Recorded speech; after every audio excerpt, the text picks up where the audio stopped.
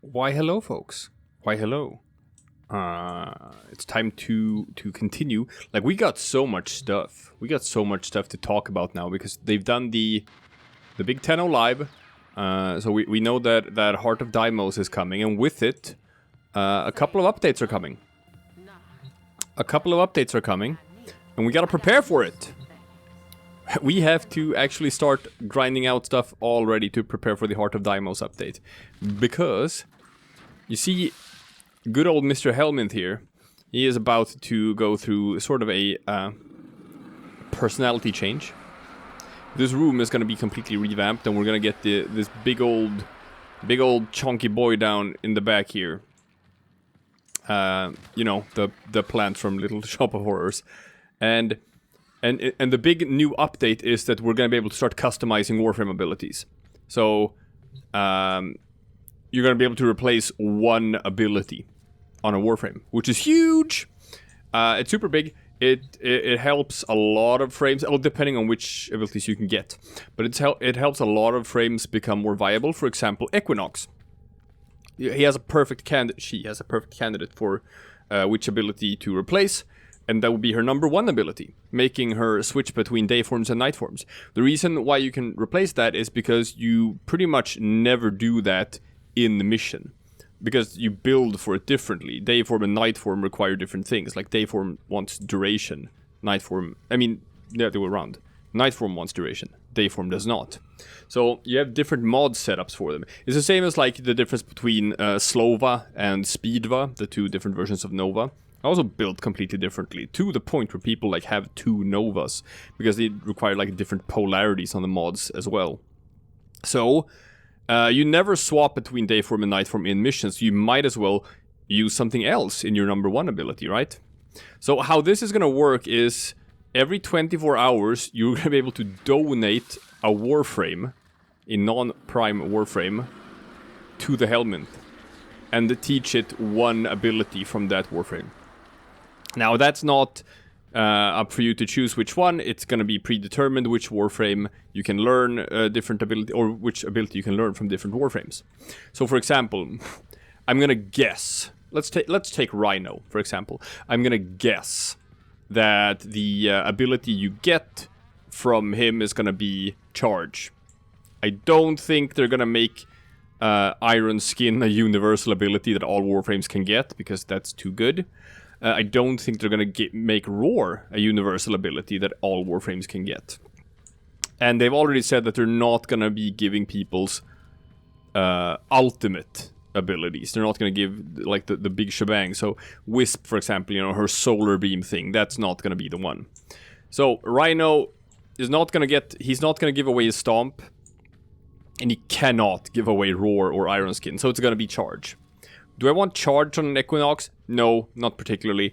But there might be other abilities that I want, because Equinox is a bit squishy. The only thing Equinox is not good at is Equinox is not tanky. Equinox can't take a hit. So if I can get some sort of defensive ability to make Equinox stronger, then that's going to shore up a lot of the frame's weaknesses. And also the Helminth is going to learn its own abilities. You can give it Helminth.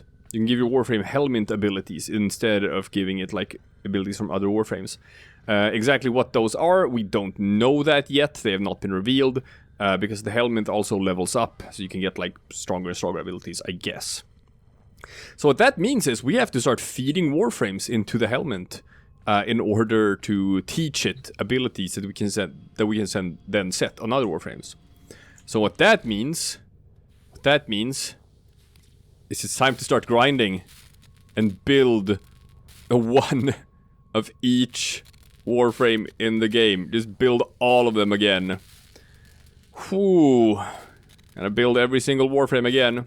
Now, it's the non-prime version.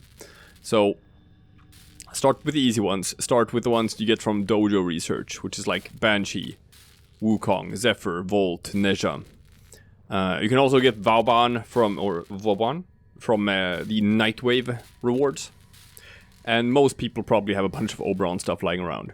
And then you start grinding, right? Grinding for Frost, grinding for Mag, grinding for Excalibur. Start grinding for Ember, Valkyr, Necros, Loki, all of them. Some are gonna be a pain in the butt. Most notably Cora, Harrow, Grendel. Awful. Imagine that. I have to get another Grendel. That is the worst. But there's also some that are quest related. You know, for example, Gara. It's like, oh, how do I get a second Gara blueprint, right? Where would the sanctuary be without you? Chroma, same thing there. Garuda, Revenant, all of that. Because you've already played the missions, right? What you gotta do then is you gotta go to Simaris. I can see you are Yes. Hi, Simaris. In Simaris' store, he will actually sell can make you an even stronger quest items. He like primarily this was before because maybe someone like sold them by accident or something, and then you can't get them back. So they put this in. So this is what you gotta do. You gotta buy another Gara blueprint. You gotta buy the Limbo parts, Chroma, and all that. And you look at this. This is like Chroma blueprint, 100,000 Simaris standing. Chassis, 50,000. Systems, 50,000. Neuroptics, 50,000. It's like, holy shit. We're talking like millions of Simaris standing to get all of the Warframes here. So, you gotta start scanning for Simaris, people. You gotta get your daily Simaris task and you run it. You run that task every single day. You max out your Simaris standing every single day because you're gonna need millions of it. You're gonna need millions of it because that's how you get another copy of these Warframes. And like Gara, she's not gonna give away her glass wall, but you know, either one of her other 3 abilities would be bonkers on any Warframe, so you obviously want that. Jesus Christ. So we got a lot of work to do, people. We got a whole lot of work to do. But beyond that, we still also have to plow through the Steel Path. I've cleared out Earth, and actually, like, I had some help with a good squad, so Vehek wasn't that bad. Now, we have the Mars Junction. Haven't done that yet. Got the Mercury Junction. Haven't done that yet. Haven't done the Fortuna bounty yet. Gotta do that. I have unlocked the path to Lua, which we gotta do. And then there's another thing. And that is, they said that when Deimos comes, they're gonna change the Derelict. The Derelict is gonna be reworked into Deimos. And actually be subject to public matchmaking. Which is great! Because the big thing about the Derelict is it's like the only place where you can like efficiently farm mutagen samples. You can also get mutagen samples from Eris, but on Eris they are considered a rare reward, so they drop in very low numbers. On the Derelict they drop in very high numbers.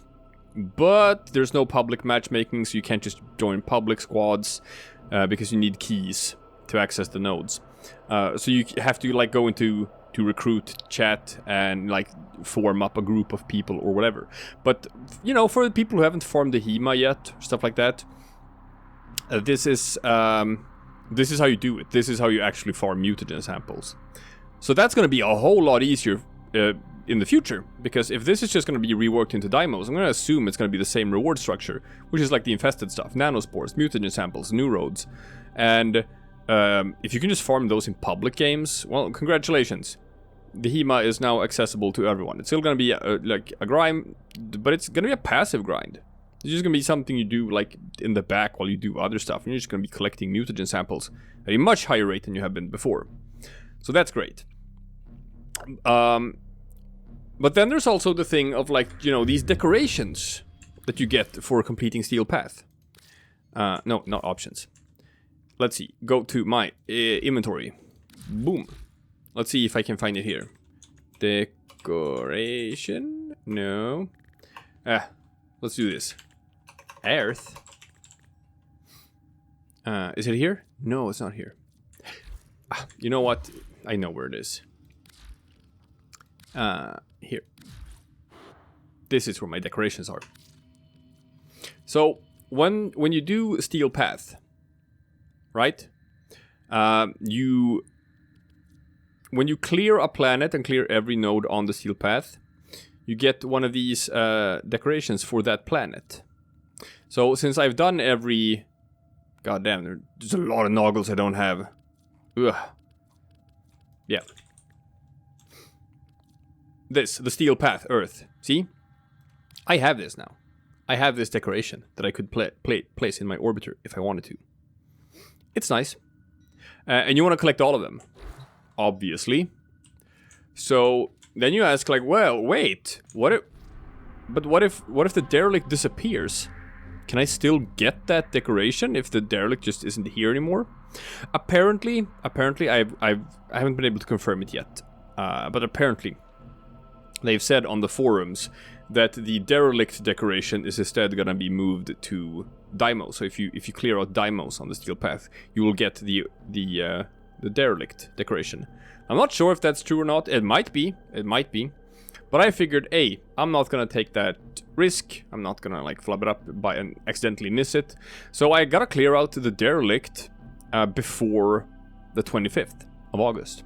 Now, as you can see here, I have already done the Emissary and Lephantis, and I just wanted to see what it was like, and I'm not gonna do those on camera because god damn, the health bars, especially the Emissary. This took me 35 minutes just to do this assassination mission, which is bonkers, and I'm never gonna do that again. If I'm gonna do Emissary, I'm gonna do it on normal.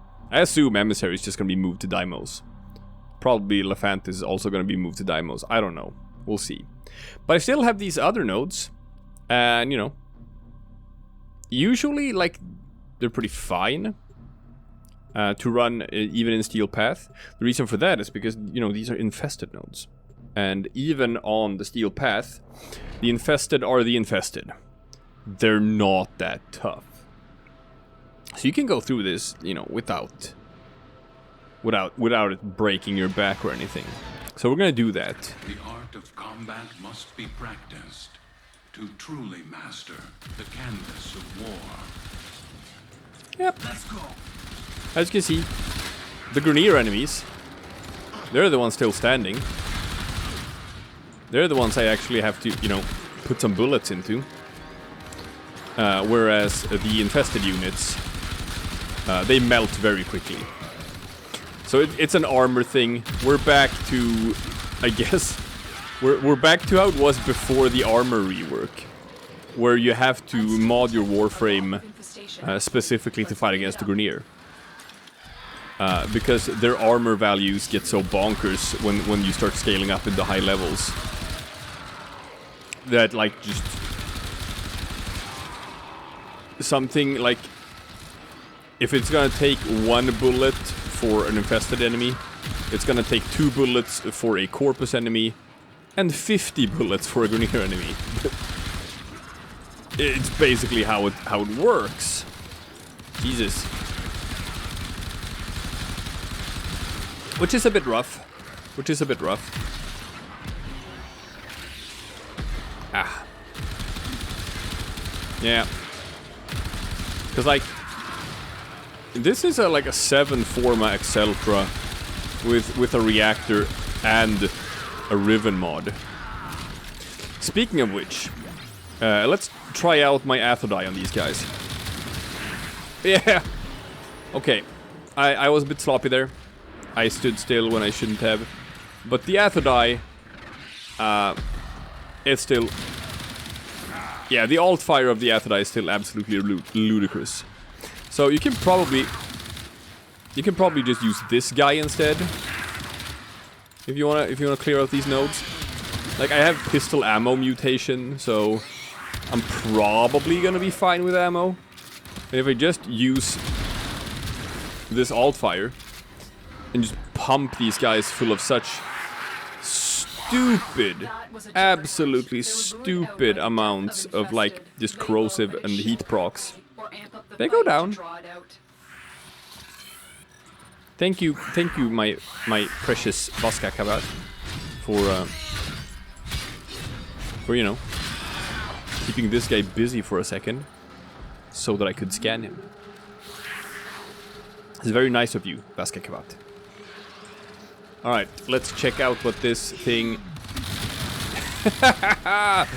God damn.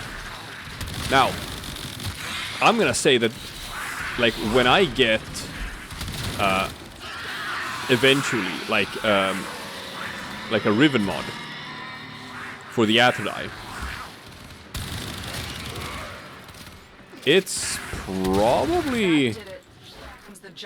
probably gonna be pretty meta. Because this is even without a Riven. This is like outperforming my my Exceltra. It's crazy. Oh no, I'm gonna die. Damn it. Didn't pay attention to those toxin procs. Okay. What do we got here? Level 126 heavy gunner.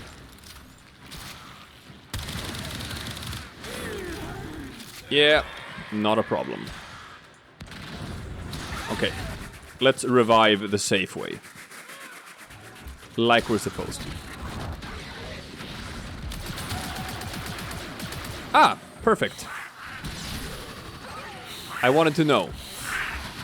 What will the Athodai... Oh, come on.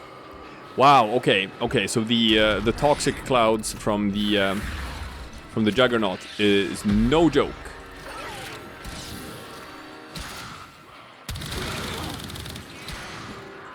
Do I have to wait until he, like, lifts his little belly?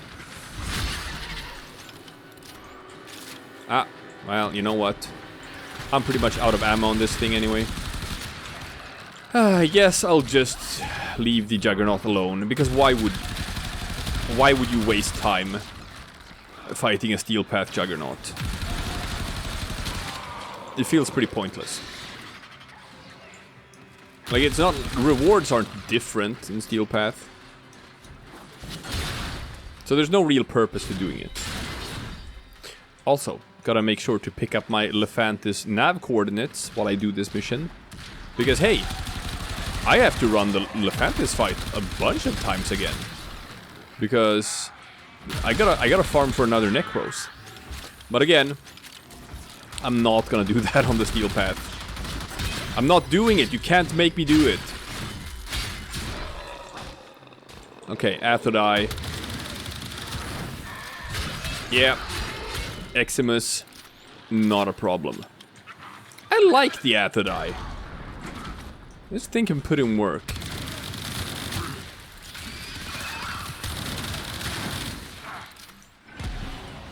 I don't like being poisoned. I don't like these toxin procs. Woo!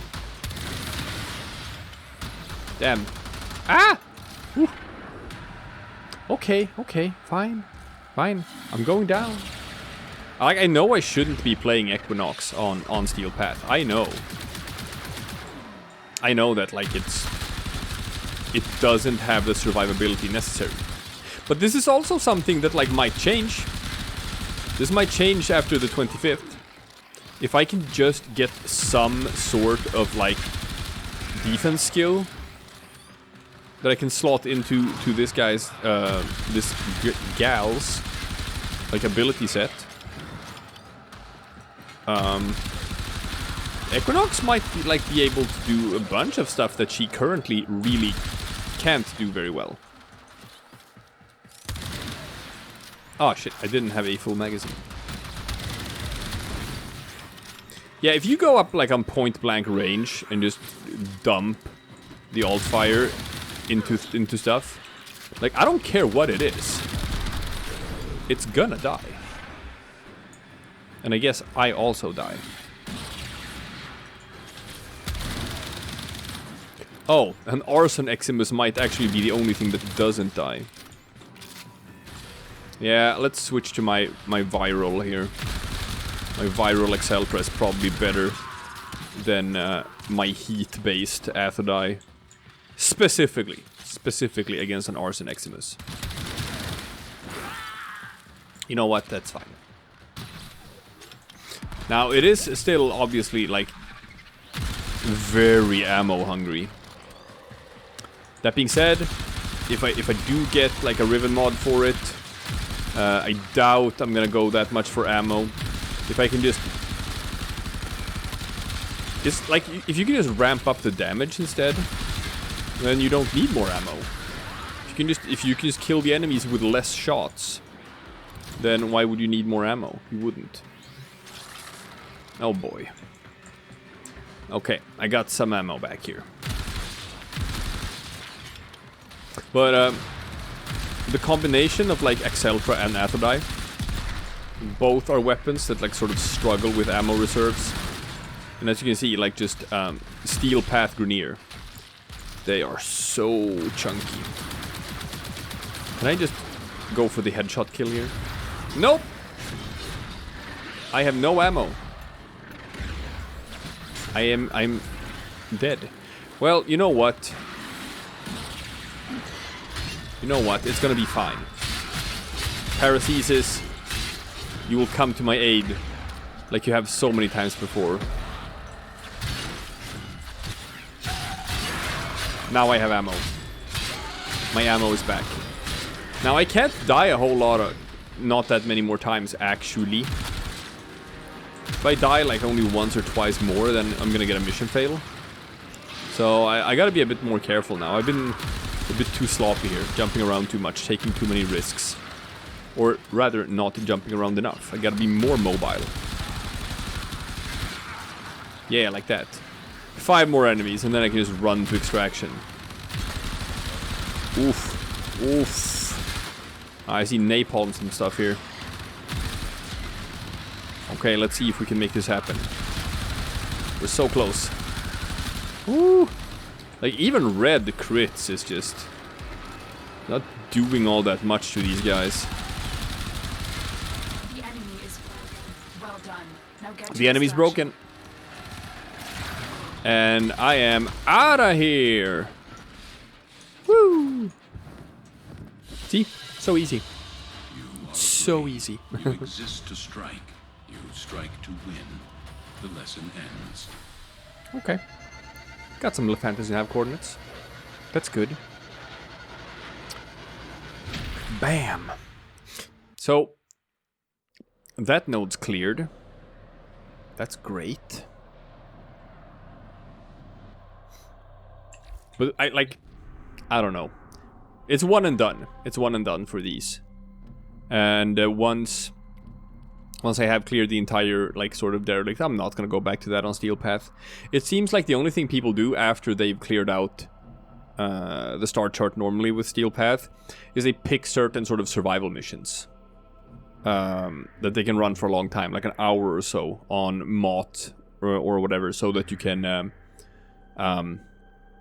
farm for steel essence, because after an hour or so it's just like 50% of all enemies are gonna be Eximus. Well,